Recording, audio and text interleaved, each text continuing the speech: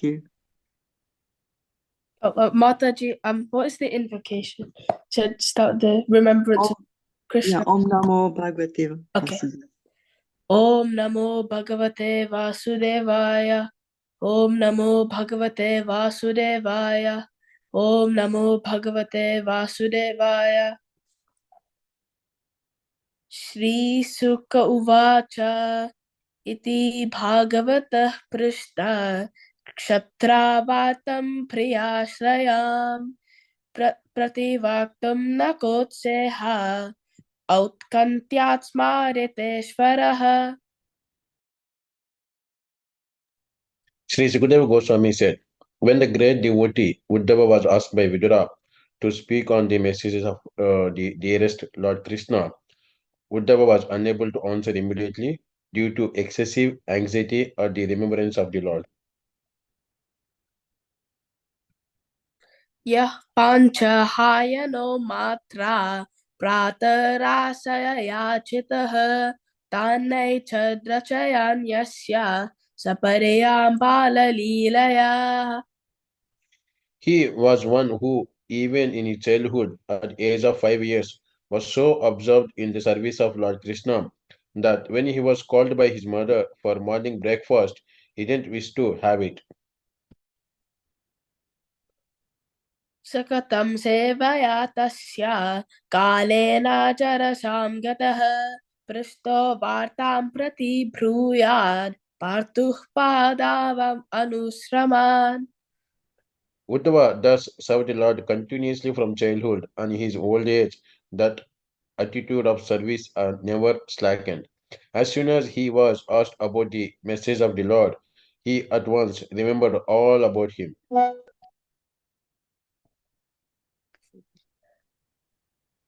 Samuhutam abhutusnim Krishnan krisudaya brisham Tivrena bhakti yogena nimagna sadhu nirvratah.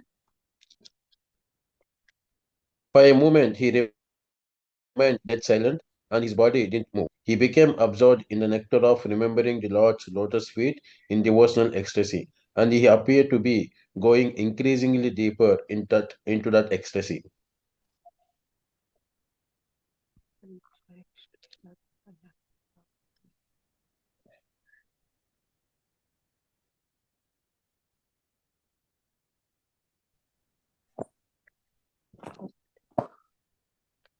Palakodbhinna sarvango munchanmiladrisa suchah Purnato lakshitastena sneha prasara samplutah. It was so observed by Vidura that Uddhava had all the transcendental bodily changes due to total ecstasy, and he was trying to wipe away tears of separation from his eyes. Thus, Vidura could understand that Uddhava had completely assimilated extensive love for the Lord.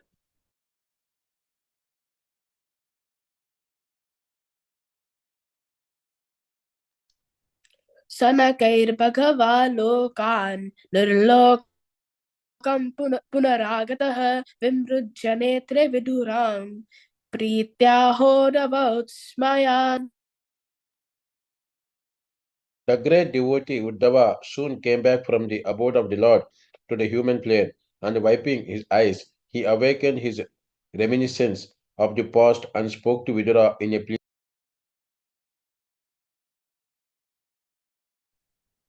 Uttava uvacha Krishna dyumnani nimloche kirneshvajagarena Kemno kula sambruyam Katashri sugruheshvaham. Sri Uddhava said, my dear Vidura, the Son of the world, Lord Krishna, has said, and our house has now been swallowed by the great snake of time. What can I say to you about our welfare? Durbago bataloko yam Yadavo nitaramapi Ye samvasanto navidur Harimina evotupam. This universe, with all its planets, is most unfortunate. And even more unfortunate are the members of the Adu dynasty because they couldn't identify Lord Hari as the personality of Godhead. any more than the fish could identify the moon. इंगितः ज्ञापुरु प्रौधा एकारामश्च सात्वतः सात्वा तामृषभां survey भूतावासममांसतः. The Yadus were all experienced devotees, learned and expert in psychic study. Over and above this, they were always with the Lord in all kinds of relaxations, and still they were only able to know Him as the One Supreme who dwells everywhere.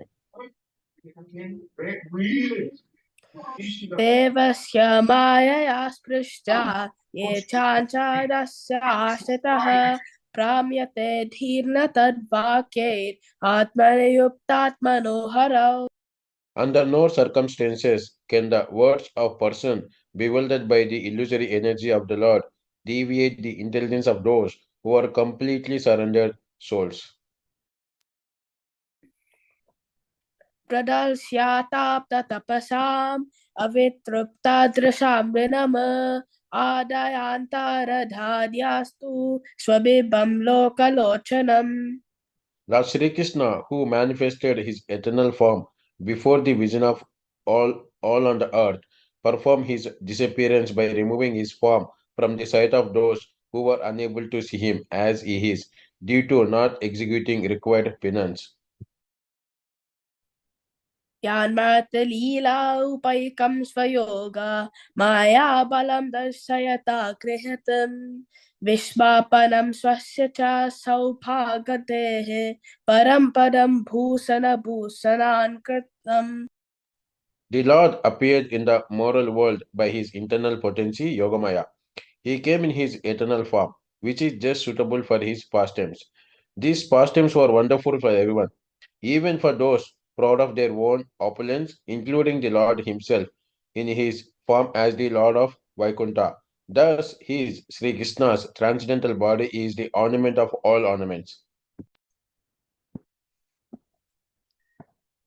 यद्धर्मासूनोर्पतराजसूये निरीक्ष्य दृक्स्वस्तयनं त्रिलोकः कात्स्नेयकारे गतं वितातुर् कौशलमित्यमान्यतः. All the demigods from the upper, lower, and middle universal planetary systems assembled at the altar of the Rajasuya sacrifice performed by Maharaj Yudhishthira. After seeing the beautiful bodily features of Lord Krishna, they all contemplated that he was the ultimate dexterous creation of Brahma, the creator of human beings. यस्यानुरागप्लुतः सरास लीलावलोकपतिलाब्धमानः प्रजस्त्रियो धृग्भिरनुप्रवृतः दियोवतास्तु कीलकृत्य शेषः. The damsel of Vraja, after pastimes of laughter, humor, and exchanges of glances, were anguished when Krishna left them. They used to follow him with their eyes, and thus they sat down with stunned intelligence and couldn't finish their household duties.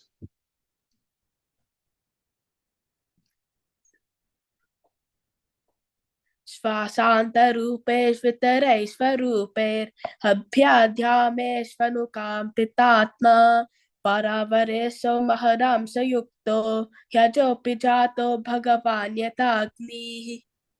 The personal of Godhead, the all compassionate controller of both the spiritual and material creations, is unborn. But when there is a friction between his peaceful devotees and persons who are in the material modes of nature, he takes birth just like a fire, accompanied by the Mahat Tattva.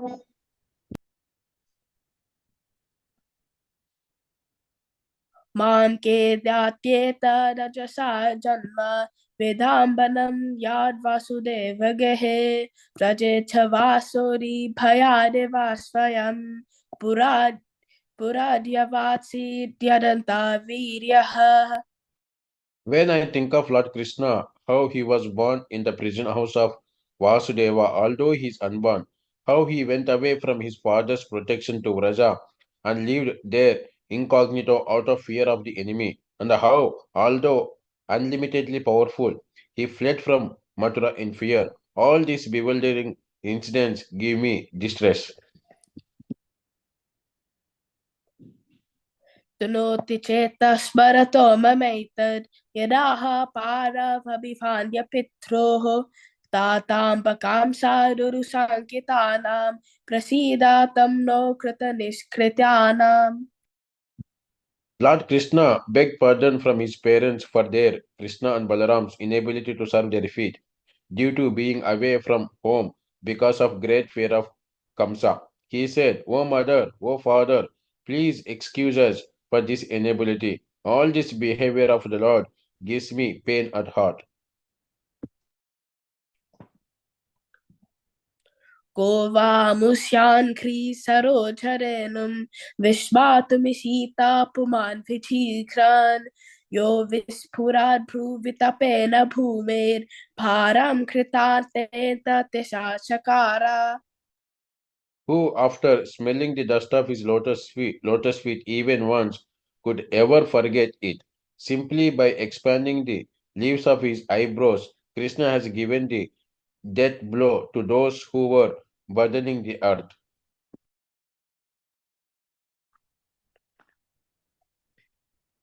Trishta bhavadi nanurajasuye chairyasya krishnam dvishatopi siddhi yam yogina samprasayanti samyag yogena kastad viraham saheta. You have personally seen how the king of Chedi, Sisupala, achieved success in yoga practice, although he hated Lord Krishna. Even the actual yogis aspire after such success with great interest by performance of their various practices. Who can tolerate separation from him? Tataiva chanyena lokavira yahave krishna mukharavindam netrai pibanto nayanabhiramam partasta puta paramapurasya. Certainly, others who were fighters on the battlefield of Kurukshetra were purified by the onslaught of Arjuna's arrows, and while seeing the lotus like face of Krishna, so pleasing to the eyes, they achieved the abode of the Lord.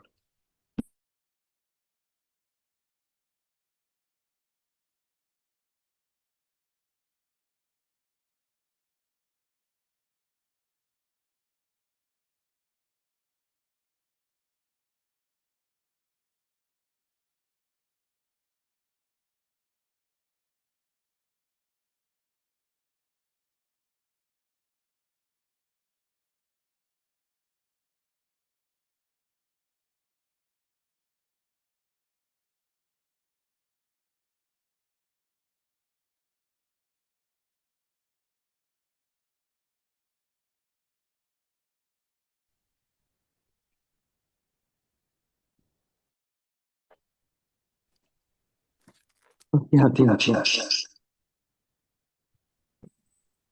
Sorry, Krishna. Can you hear me okay? Yes, Yes, Prabhuji. Prabhu, yes, we can Oh, hear okay. you. Great. Thank you so much, Venkat Prabhu. And Shikha Prabhu. Sorry, Shikha did the Sanskrit and Venkat did the English. Thank you. So wonderfully recited. Hare Krishna, everyone.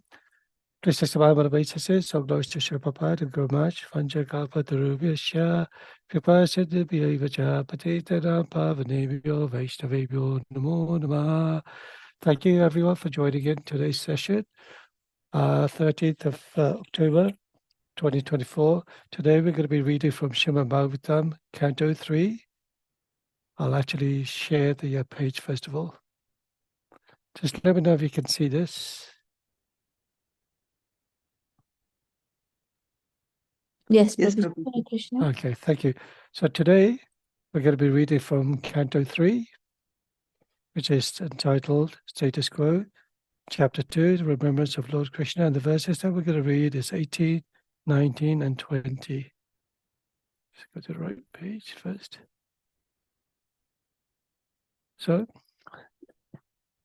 Om Namo Bhagavate Vasudevaya, Om Namo Bhagavate Vasudevaya, Om Namo Bhagavate Vasudevaya, Narayan Namaskritcham Naram Chaiva Narotanam Devim Saraswati Vyasam Tato Jayamudiraye Ashtashu Bhadreshu Nitya Bhagavata Sevaya Bhagavata Mutam Shloke Bhakti Bhavati Naishtaki. So verse 18. Gurvamashyagri Sarojarenam Vishmata Mishita Pumam Vigriham Vijikran Yo Vishuparar Pratu Vitapena Bhume Param Kritatena Tirashchakara. Translation. Who, after smelling the dust of his lotus feet even once, could ever forget it? Simply by expanding the leaves of his eyebrows, Krishna has given the death blow to those who are burdening the earth. Purport by His Divine Grace, A.C. Bhaktivedanta Swami Srila Prabhupada Ki Jai. Lord Krishna cannot be accepted as one of the human beings. Even though he played the role of an obedient son, his action was so extraordinary that by the simple raising of his eyebrows, he could deliver death blows to those who are burdening the earth. Okay, there's two more verses that we're going to be reading, but the purport is very long. So I'll recite the invocation prayers. Please do join in. Om Jnana Timarandasya Jnana Shalakaya Chakshurmaritam Yena Tasmai Shri Gurave Namah Shri Chaitanya Manobishtam Stapitam Yena Bhutale Svayam Rupa Kadamayam Tadati Svapatantrikam Vandeham Shri Guru Shri Yuta Padakamalam Shri Gurun Vaishnavamscha Shri Rupam Sagrajatam Sagana Raghunathan Tam Vitam Tam Sajivam Sadvaitam Savadutam Parijana Saitam Krishna Chaitanya Devam Shri Radha Krishna Padan Sagana Lalita Shivishakamitam Shah He Krishna Karuna Sindhu Dina Bandhu Jagapate Gopesha Gopika Kanta Radha Kanta Namustate Tapta Kanchana Gaurange Radhe Vrindavaneshwari Vishabhana Sutta Devi Pranamami Hari Priye Vanchakalpatarubhyascha kripa sindhubhya eva cha patitana pavanebhya vaishnavebhyo namo namah. Namo Vishnu Padaya Krishna Pashtaya Bhutale Srimate Bhakti Vedanta Swamiti Namane Namaste Saraswati Devi Gauravani Prachayane Nirvishesha Sunyavade Pashyasya Desatarane Jai Shri Krishna Chaitanya Prabhu Nityananda Shri Advaita Gadadhara Shivasari Gaura Bhaktivinda Hare Krishna Krishna Krishna Hare Hare Hare Rama Rama Rama Hare Hare. Go on to the next verse, verse 19. Tista Bhavad Virutanu Raja Suye Chaidasya Krishna Dvishato Api Siddhi Yam Yogina Samspriyanti Samyak Yogina Kasta Viraham Sahita. Translation. You have personally seen how the king of Chedi, Shishapala, achieved success in yoga practice, although he hated Lord Krishna. Even the actual yogis aspire after such success with great interest by performance of their various practices who can tolerate separation from him. Purport by Srila Prabhupada. Lord Krishna's causeless mercy was exhibited in the great assembly of Maharaj Yudhishthira. He was merciful even to his enemy, the king of Chedi, who always tried to be an envious rival of the Lord. Because it's not possible to be a bona fide rival of the Lord, the king of Chedi was extremely malicious towards Lord Krishna. In this, he was like many other asuras, such as Kamsa and Jarasandha. In the open assembly of the Rajasuya sacrifice performed by Maharaj Yudhishthira, Shishapal insulted Lord Krishna and was finally killed by the Lord. But it was seen by everyone in the assembly that the light flashed out of the body of the king of Chedi, emerged into the body of the Lord Krishna.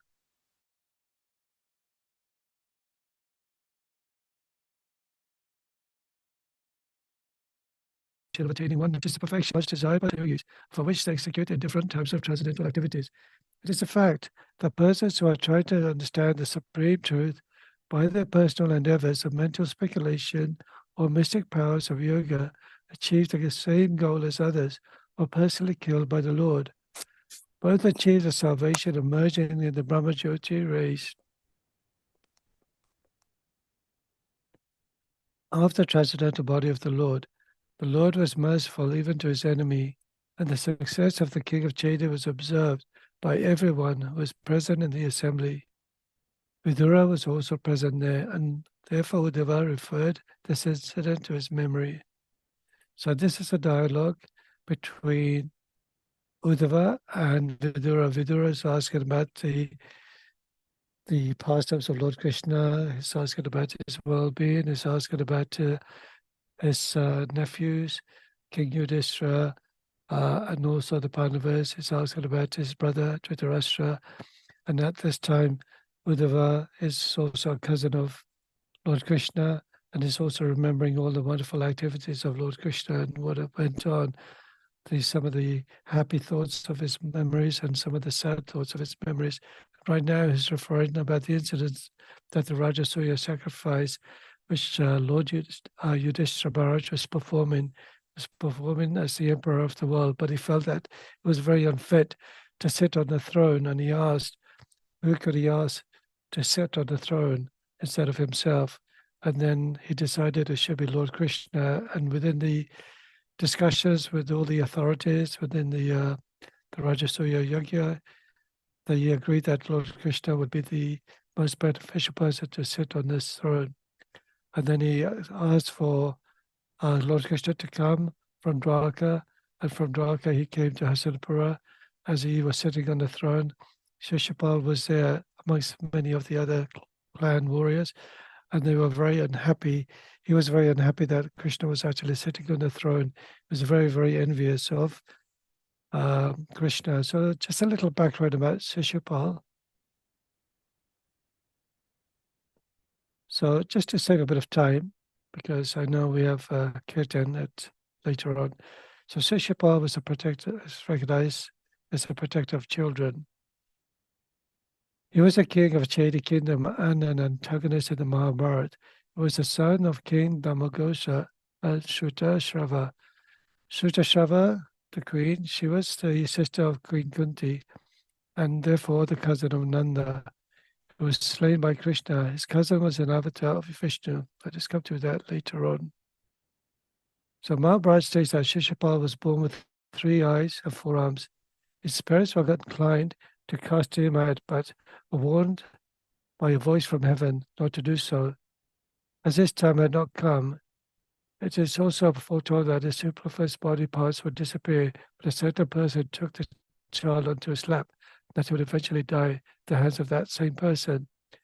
Coming to visit his cousin, Krishna placed the child on his lap, and the extra eye and arms disappeared, thus indicating Shishupal's death was destined at the hands of Krishna.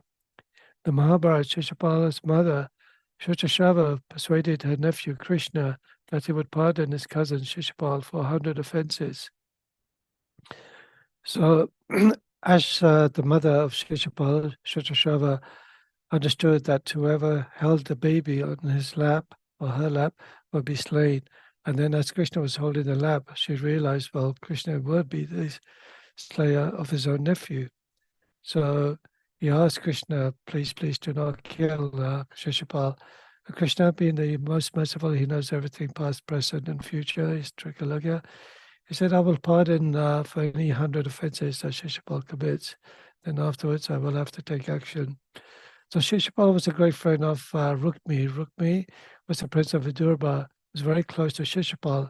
But he wanted Shishupal to marry his sister, Rukmini. And Shishupal was very, very happy to marry Rukmini. Rukmini, of course, she's the goddess of fortune, so beautiful, so exquisite in so many ways. But she had a desire to marry Krishna.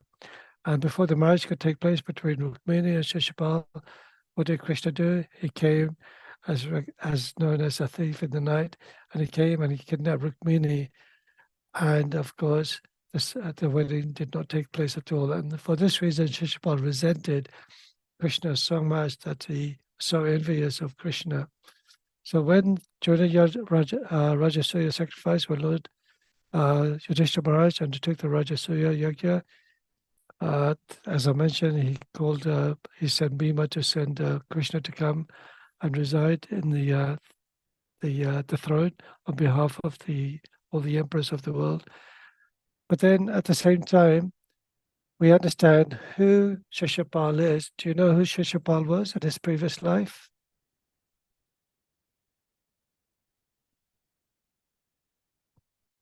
I'll give you a clue. He was actually cursed by the four Kumaras.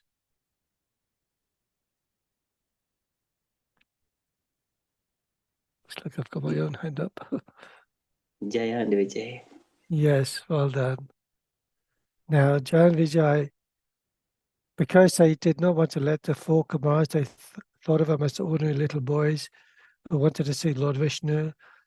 They wanted to see Lord Vishnu, but Jaya and Vijay, for some reason, they did not recognize who these four wonderful sages were. Of course, this is all Lord Krishna's plan. And because they wouldn't allow them in to see Lord Vishnu, the four Kumaras cursed Jaya and Vijay, who were the gatekeepers of Lord Vishnu. And they said that you will take your next birth in the material world. And then what had happened when Lord Vishnu found out that this had happened, he quickly came and he asked for forgiveness, and he actually apologized to the four Kumaras of the behavior of Jaya and Vijay. And because of their behavior, he considered the offense to be taken by himself to the four Kumaras. To that point, he said, due to the offense the Kumaras have done to you, sorry, not four Kumaras, the Jaya and Vijay have done to you, I'm ready to lop off my arm. Of course, the four Kumaras said, no, Vishnu, please do not. And Vishnu had turned back to Jaya and Vijay because of the way you offended these four Brahmanas. You can take birth as 3 times as my enemy, the material world, or 7 times as my devotee. And Jaya and Vijay wanted to come back to this material world, to the spiritual world as soon as possible. So they said, Lord Vishnu, our dear master, will take birth as 3 times as your enemy. And that's who they were in the previous life. They were Jaya and Vijay. So in Satya Yuga, they were known as Hiranyayaksha and Hiranyakashipu. They were slain by Lord Varahadev and Lord Nrsimhadev. And Treta Yuga, who were they born as? Anybody know? Ravan Kumbhakarna. Yes, very good. Is that, what's your name, Mataji? Okay, she's on mute again. So Ravana and Kumbhakarna, and they were slain by Lord Rama and Lakshman. And that was in Treta Yuga. And Dwapara Yuga, they were known as Shishupal and Dantavakra. And they were slain by Lord Krishna and Balaram. So it also mentions that Jaya and Vijay also appeared in Kali Yuga and were known as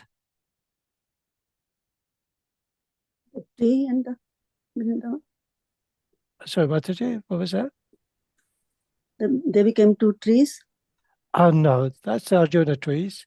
They Achha. were actually great Jaya. demigods. In Kali Yuga, they were born Jagai. Jagai and Madai. Yes, thank you. Oh, Jagai. Sorry. Yes. So I'm just going to read this verse from Chaitanya Charitamrita Adilila, chapter 10, verse 120. Mahakripa Patra Prabhur Jagai Madai Patita Pavana Namera Shakshi Dubai. Translation: Jagai Madai, the 89th and 19th branches of the trees, were the greatest recipients of Lord Chaitanya's mercy. These 2 brothers were the witnesses who proved Lord Chaitanya was rightly named Patita Pavana, the deliverer of the fallen souls. Prabhupada, by Srila Prabhupada. In the Gora Ka Nordesha Deepika 115, it is said that the 2 brothers, Jagai and Madai, were formerly the doorkeepers named Jai and Vijay, who later became Hiranyayaksha and Hiranyakashipu. Jagai and Madai were born in respectable Brahmana families, but they adopted the professions of thieves and rogues, and thus became implicated in all kinds of undesirable activities, especially woman hunting, intoxication, and gambling. Later, by the grace of Lord Chaitanya Mahaprabhu, Sri Nityananda Prabhu, they were initiated and they got the chance to chant the Hare Krishna Maha Mantra. As a result of chanting, both brothers became exalted devotees of Lord Chaitanya Mahaprabhu. So this is quite interesting. I didn't know until I read this. The descendants of Madai still exist. They are respectable Brahmanas. The tombs of these two brothers, Jagai and Madai, are in a place known as Goshata, or Madai Tala Grama, which is situated about 1 mile south of Katwa. It is said that Sri Gopi Charana Das Babaji established a temple of Nitai Gora at this place about 200 years ago. So that's quite fascinating, something to understand. I didn't realize the descendants of Madai are still existing now. And their tombs are also existing at a place known as Goshata. And a Gornitai temple is built there 200 years ago by Sri Gopa Charana Das Babaji. So that's a little background about Jahan Vijaya. And in this Dwapar Yuga, he was born as Shishapal and Dwapar Dantavakra, King Dantavakra. So I'll go into actually what happened after criticizing Lord Krishna at the Rajasuya sacrifice, because he was very envious of Lord Krishna because he wanted to marry Rukmini, and Krishna, of course, took Rukmini away. He started blaspheming Krishna in front of all the assembled soldiers, assembled warriors, assembled kings, assembled authorities, assembled brahmanas. He was blaspheming Krishna, criticizing him, saying that you're just nothing but a coward boy, just a thief. You have no sort of a quality, no qualifications as a Kshatriya at all. You're the lowest of lowest. In this way, he offended Krishna in so many ways. Of course, Krishna tolerated all these offenses. But then when he spoke for the 100th time, blaspheming Lord Krishna, Krishna took out his Sudarshan chakra and lopped his head off. But when his head was lopped off, the effulgence that came from Lord Krishna came, the Super Soul, and merged into the Supreme Personality of Godhead in Krishna himself. And this was actually witnessed by everybody. And when you read the Krishna book, it mentions that many of the demons that Lord Krishna had slain, like Agasura and other sort of demonic personalities, when they were slain, the soul that emerged from the slain demon actually merged into the Supreme Personality of Godhead, Krishna himself. And that merging is actually merging into the effulgence of the Supreme Lord. It's known as the Brahma Jyoti, and I'll come on to that in a short while. And this is Prabhupada is actually explaining about that the oneness of when one merges into the Brahma Jyoti, this is what the yogis are actually trying to attain, and the jnanis, by doing different transcendental activities. But that is not what is desired by the bhaktis. The bhaktis actually want to be with the Supreme Personality of Godhead, to serve him as a person, as a personality.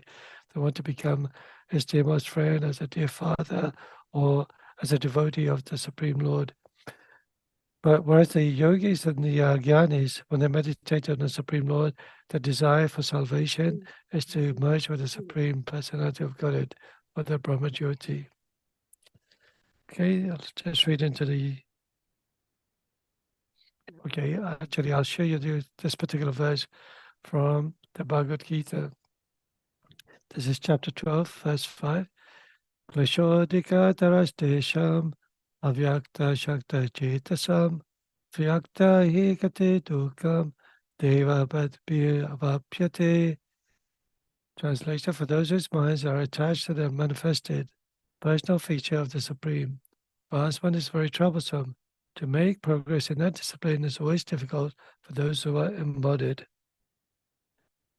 Srila Prabhupada, I'll just read the first paragraph of this so you can understand what it is about the impersonal feature of the Supreme Lord. The group of transcendentalists who follow the path, the inconceivable and manifested impersonal feature of the Supreme Lord, called jnana yogis. Persons who have full Krishna consciousness engaged in devotional service to the Lord are called bhakti yogis. Now here the difference between jnana yoga and bhakti yoga is definitely expressed. The process of jnana yoga, although ultimately bringing one to the same goal, is very troublesome. Whereas the path of bhakti yoga, the process of being in direct service to the Supreme Personality of Godhead, is easier and is natural for the embodied soul. The individual soul is embodied since time immemorial. It is very difficult for him to simply theoretically understand that he is not the body. Therefore, the bhakti yogi accepts the deity of Krishna as worshipable because there is some bodily conception fixed in the mind, which can thus be applied. Of course, worship of the Supreme Personality of Godhead in its form within the temple is not idol worship. There is evidence in the Vedic literature that the worship may be saguna or nirguna, of the Supreme possessing or not possessing attributes. Worship of the deity in the temple is saguna worship, but the Lord is represented by material qualities. But the form of the Lord, though represented by material qualities such as stone, wood, or oil, paint, is not actually material. That is the absolute nature of the Supreme Lord. So here it gives you a little explanation about the transcendentalists from the different features of the Supreme Lord devotees, Jnana Yogis and Bhakti Yogis. So going back to the previous verse, it mentions that although you can become an enemy of the Lord, but also at the same time you can attain salvation, because during the battle of the Kurukshetra, when Arjuna was killing all of the enemies, they saw the beautiful form of the Lord, which will be explained later on. But as soon as they saw the form of the Lord, their dormant love for Krishna awakened, and when they were killed, they also attained salvation, the same way as the salvation attained by the devotees of the Lord who are prayed and meditating to the Supreme Lord. So it just shows you how merciful the Supreme Lord is. But on the other hand, those who actually worship or want to become the enemy of the Lord, they have no sort of desire to love God. And even if they see the Supreme Lord, like in this case, the king of Chedi, Sheshapal, he was so envious of the Lord, like Kamsa, he was so envious of the Lord. They cannot see the beautiful qualities, form, passives of the Lord. And then when they are killed by the Supreme Lord is also merciful. When they actually die, their soul merges into the Brahma Jyoti of the Supreme Lord. So what is the importance about the spiritual world and the material world? So Krishna explains in the Bhagavad Gita, one who knows the transcendental nature of my activities and appearance does not come back into this material world, but attains my eternal abode. Whereas the Jnani yogis, the yogis have merged into the Supreme Lord as in the Brahma Jyoti, eventually have to come back to this material world and start all over again from where they left off to become Bhakti yogis. And then it actually mentions, why is it so beautiful, the Supreme Lord of Personality of Godhead? Mentions in the Bhagavad Gita once again that supreme abode of mind is not illumined by the sun or moon, by fire or electricity.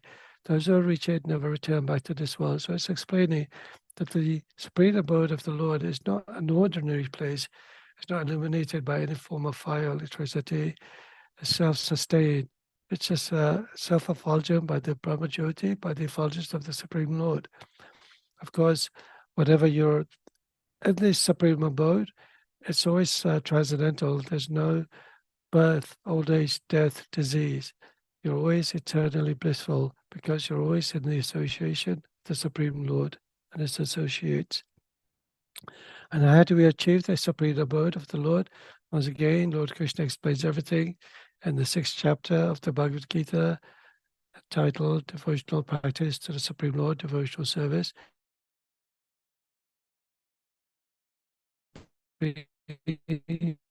Personality of Godhead only by devotional service. When one is in full consciousness of me by such devotion, he can enter into the kingdom of God.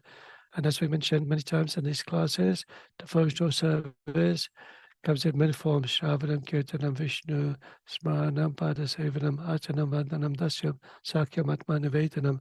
The many processes of performing devotional service. Of the most important is hearing and chanting of the Supreme Personality of God, the Yuga Avatar for this particular time period of quarrel and hypocrisy is the chanting of the holy name of the Lord, which is not different from Krishna himself. Okay, I'll just go into the next verse now. This is verse 20. This is quite a long paragraph, so I'll just read the first paragraph. Tateva chanya naraloka vira ya ahave Krishna mukaravindam natrepi pancho nayana bhiraman padastra puta padamapu asya. Translation: certainly others who are fighters on the battlefield of Kurukshetra are purified by the onslaught of Arjuna's arrows, while seeing the lotus-like face of Krishna so pleasing to the eyes to achieve the abode of the Lord. Purport by Srila Prabhupada. The Supreme Personality of Godhead, Lord Sri Krishna, appears in this world for two missionary purposes: to deliver the faithful and to annihilate the miscreants. So does anybody know that particular verse from the Bhagavad Gita? When he comes to deliver the pious and to annihilate the miscreants? I'll give you a clue. Yada Yada yada yada dharmasya. dharmasya. Yes. Glaring bhakti bharata. Yes. Carry on, Mataji. Pardon? Do you know the full verse, Joel? Glaring bhakti bharata. Parityana sadhana. Dushkritam. Vinashaya. Yeah, dushkritam. Something. Very good. So the first verse is Yada Yada Dharmasya Glani Bhavata Bharata Chutanama Dharmasvat Dharmanam Shijamiham. To deliver the pious, to annihilate the miscreants, to re-establish the principles of religion, I appear as myself, millennium after millennium. So Krishna mentions that in chapter 4 of the Bhagavad Gita. That is the main purpose. There's two missionary purposes coming into this material world. But because the Lord is absolute, his two different kinds of actions, although apparently different, ultimately one and the same. His annihilation of person like Shishapal is as auspicious as its action for the protection of the faithful. And the second popular verse of that follows on from Yada Yada Dharmasya is Punitraya Sadhuna Vinashya Chaduskritam Samstapanatayam Sambhavani Yuge Yuge. To deliver the pious and to annihilate the miscreants and to re-establish the principles of religion, I appear as myself millennium after millennium. So he's coming specifically in the stage of the end of Dwapara Yuga and the beginning of Kali Yuga to annihilate the miscreants, to re-establish Dharma again, and to protect the religious devotees. So all the warriors who fought against Arjuna, but were able to see the lotus-like face of the Lord, the battlefront, achieved the abode of the Lord, exactly as the devotees of the Lord do. The words pleasing to the eyes of the sea are very significant. When the warriors from the other side of the battlefield saw Lord Krishna at the front, they appreciated his beauty, and the dormant instinct of love of God was awakened. Shishapal saw the Lord also, but he saw him as his enemy. His love was not awakened. Therefore, Shishapal achieved oneness with the Lord by merging the personal glare of his body, called the Brahmajyoti.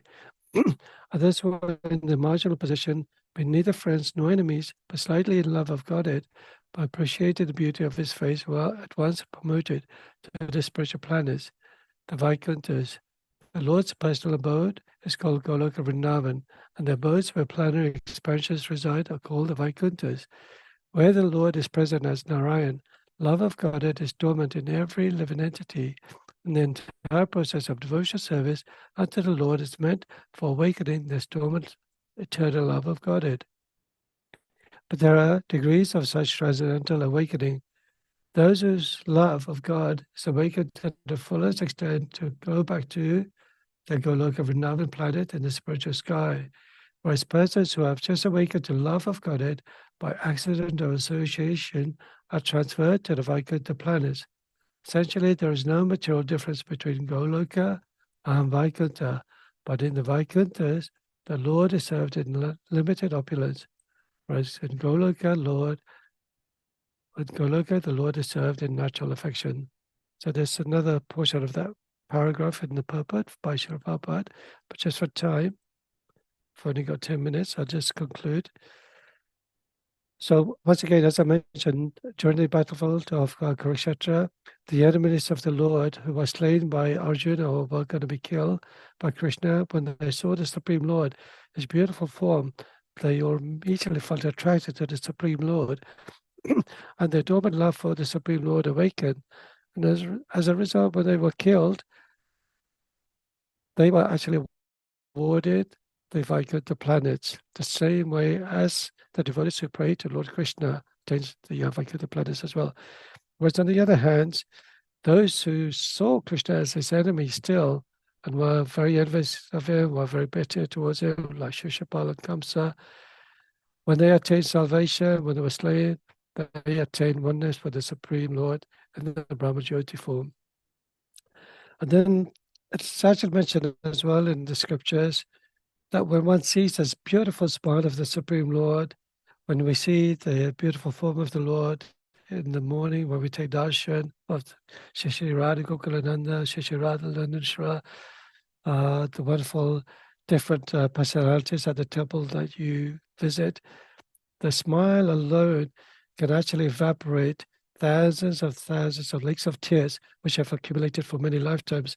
Every lifetime, we're always in distress, we're always in this difficulty, we're in an uncomfortable situation, we're crying for out of some situation that we're always facing, and that tears accumulates over many lifetimes that can fill up many, many lakes. But by just seeing the beautiful form of the Lord, the beautiful features of the Lord, it actually says that these tears of distress eventually get evaporated.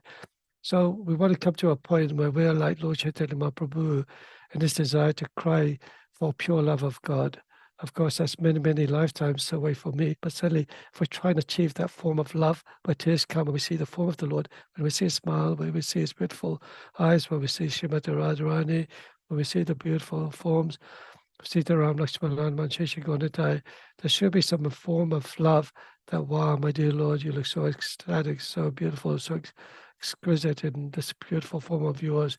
May you always be manifested within my heart as Lord, as we recited the prayers for Damodar Ashtakam.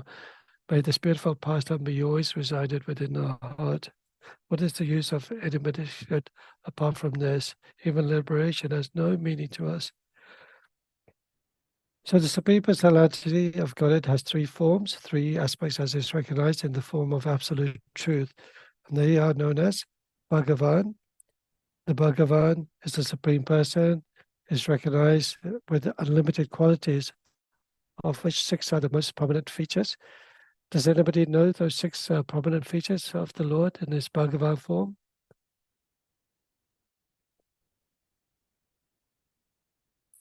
Okay, it's all opulent, it's all attractive, it's completely full of wealth, it's full of wisdom, it's full of knowledge, and it's completely renounced. Yes, you were going to say that, yes? I know you were just feeling shy. So full of strength, opulence, renunciations, wisdom, detachment. These are the six qualities that the Supreme Lord has in this unlimited form.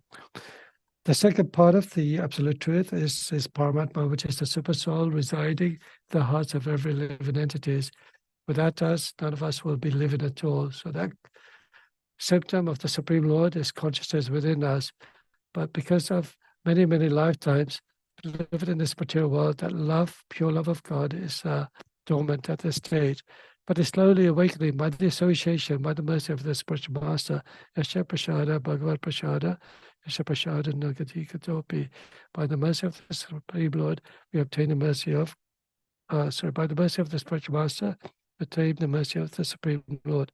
The final feature of the Supreme Lord is the Brahman, which is also known as the Brahma Jyoti, which is also illuminating this whole material world, it's illuminating the spiritual world as well.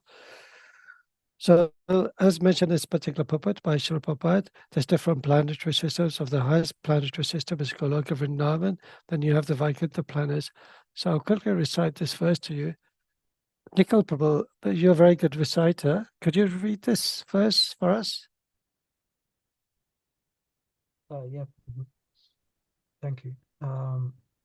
Golokanamni nijadhamni tale chatasya Devi Mahesha Haridhama Suteshu Teshu Te Te Prabhava Nichaya Vihitascha Govinda Madi Purusham Tamaham Bhajami.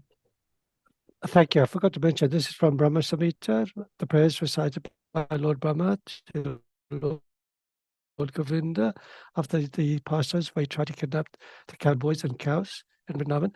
You can read the translation too, Nikhil Prabhu. Lowest of all is located Devi Dham, mundane world. Next above it is Mahesh Dham, the abode of Mahesh.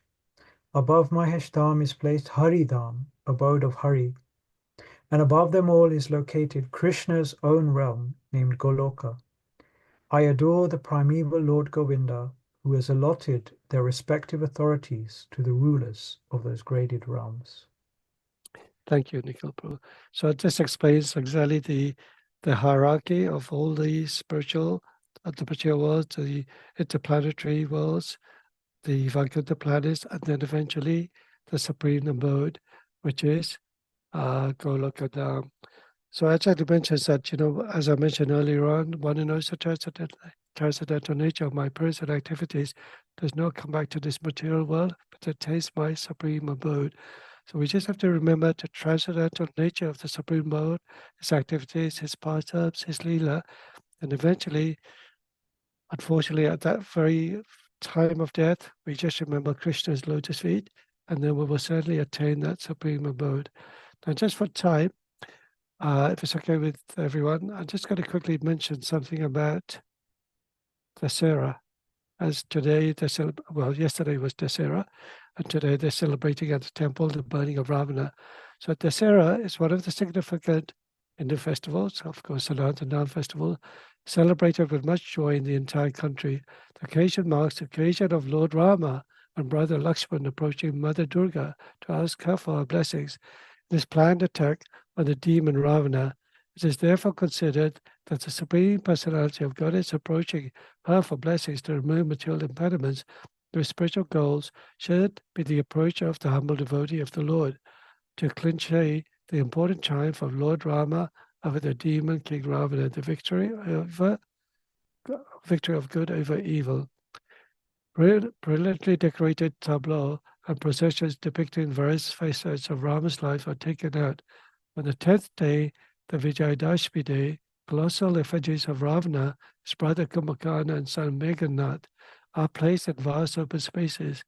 Rama, accompanied by his consort, Sita and his brother Lakshman, arrive and shoot arrows of fire at these effigies, which are stuffed with explosive material. It's like Guy Fawkes' night on fire night.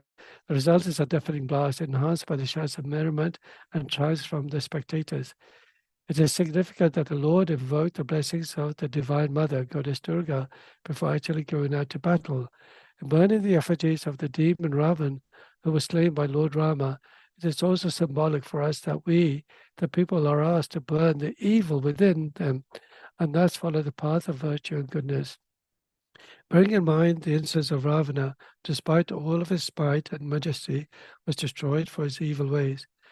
It must be remembered that Ravana was a great scholar and an ardent devotee of Lord Shiva, but the very powers that were bestowed on him for his steadfast devotion proved to be his undoing, due to his gross misuse of the same.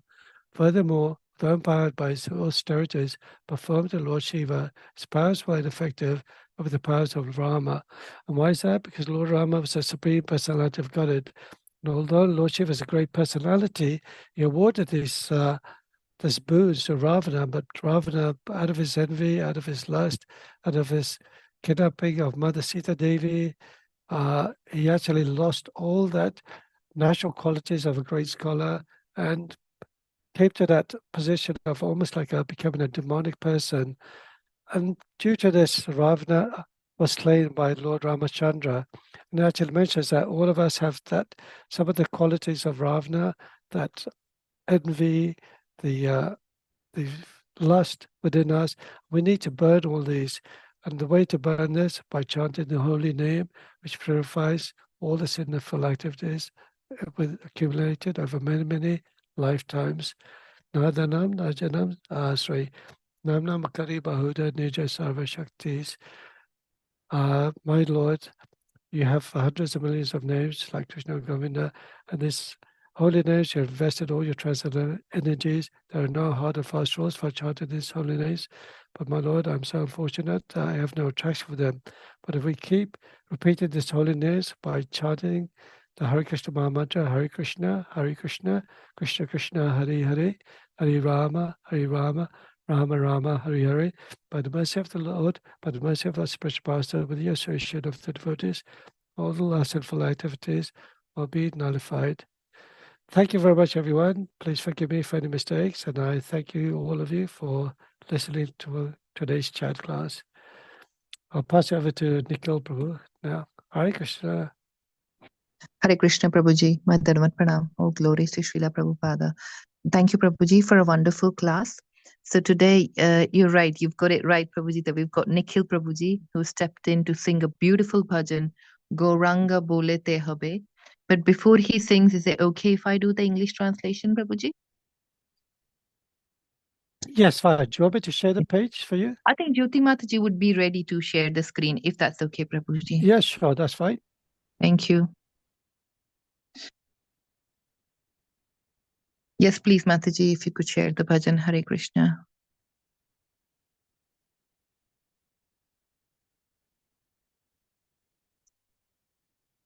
I don't have the rights, Mataji, but I think Prabhuji is sharing it, so it's okay. Okay. Hare Yeah, Krishna. okay, Mataji. Haribol, no problem. Prabhuji, it is Gauranga Bolite Habe.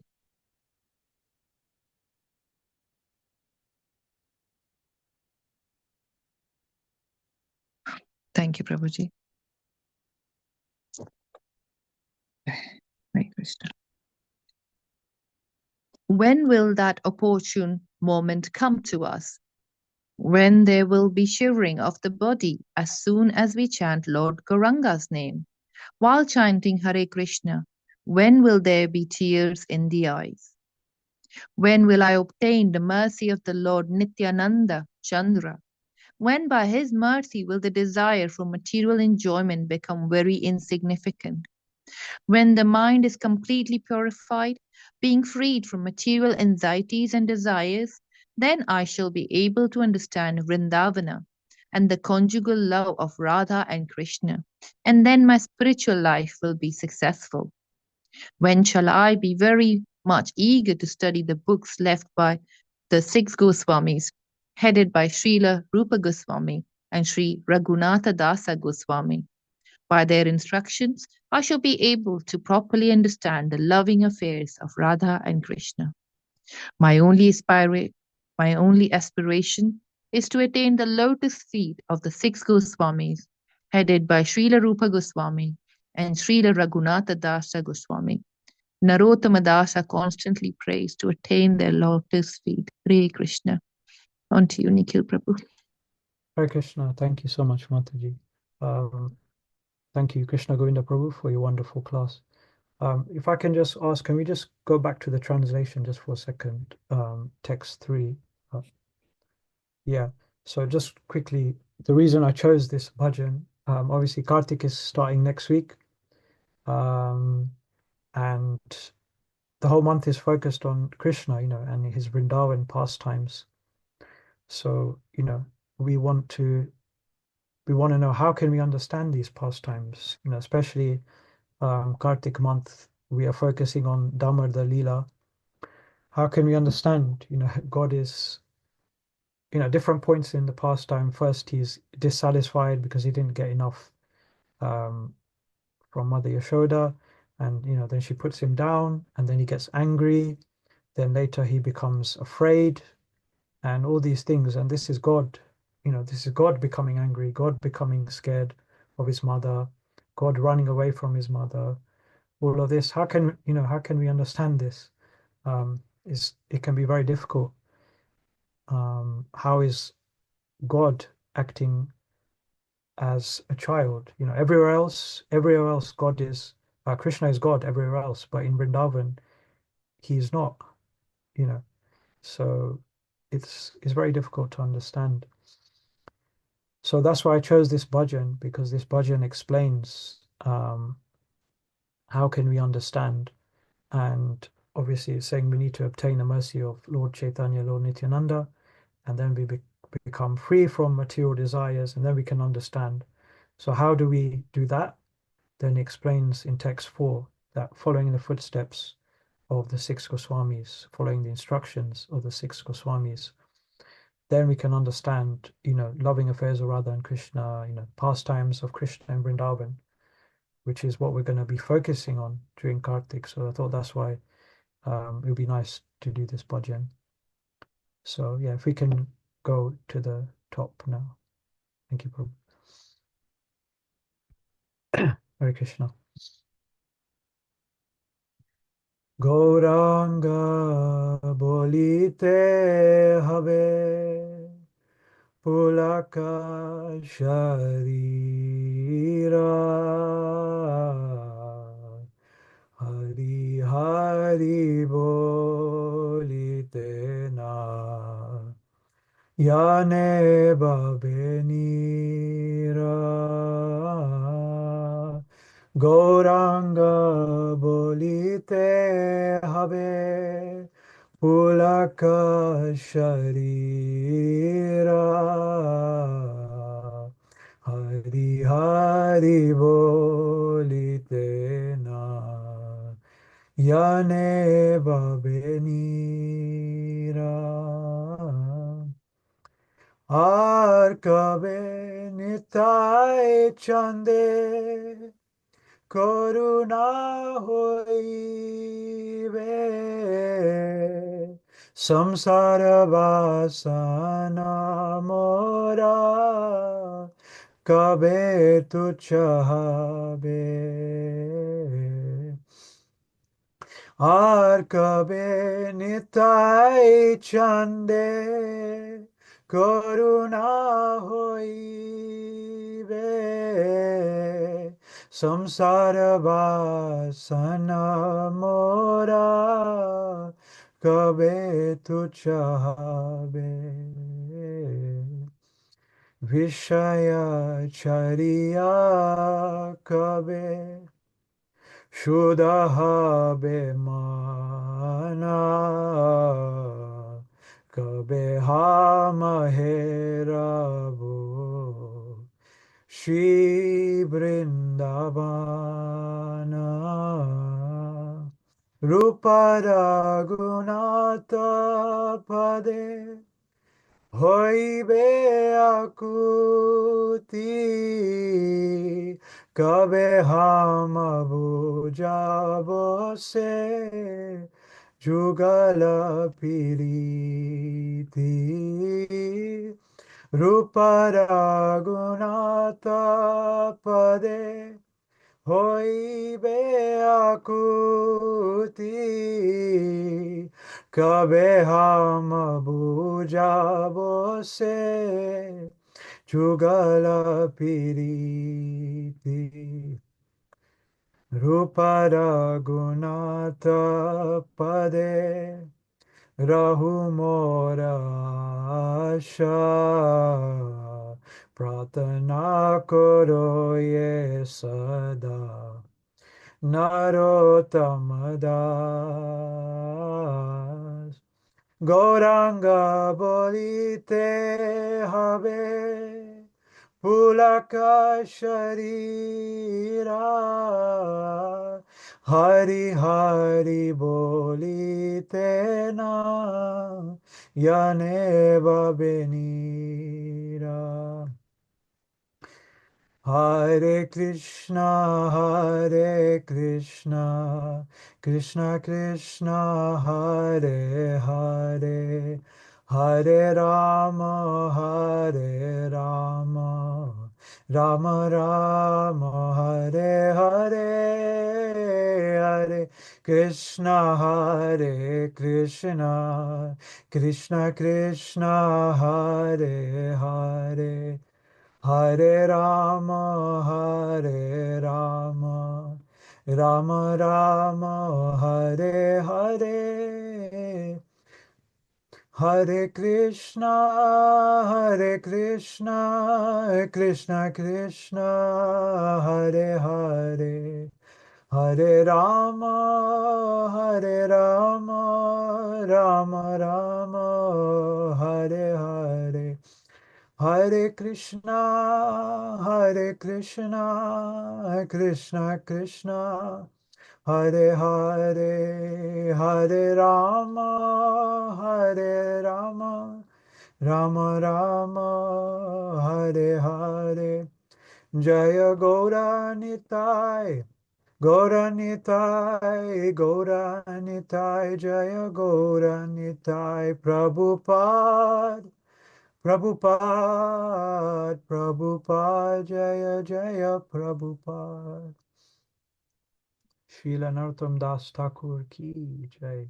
Srila Prabhupada ki jai. Nitai Gaur Premanande. Hari Hari Bol. Hare Krishna. Thank you. Thank you so much, Nikko Prabhu. Thank you so much. Thank you, everyone. We just hope you have a wonderful week. And as you know, Thursday is the day before Kartik. So, but the actual candle offering, I believe, is going to be on Thursday itself.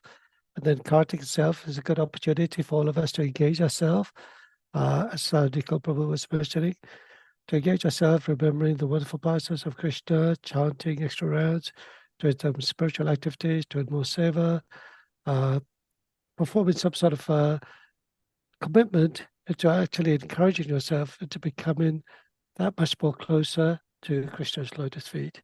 So all of you have a wonderful Kartik. I'll be away for a few weeks, so you can all clap your hands when I'm gone, because I'll be in India myself, and I'll hopefully come back with your permission, with your blessings, and we'll see each other when we come back after Kartik. So have a wonderful time. Thank you, everyone. Hare Krishna.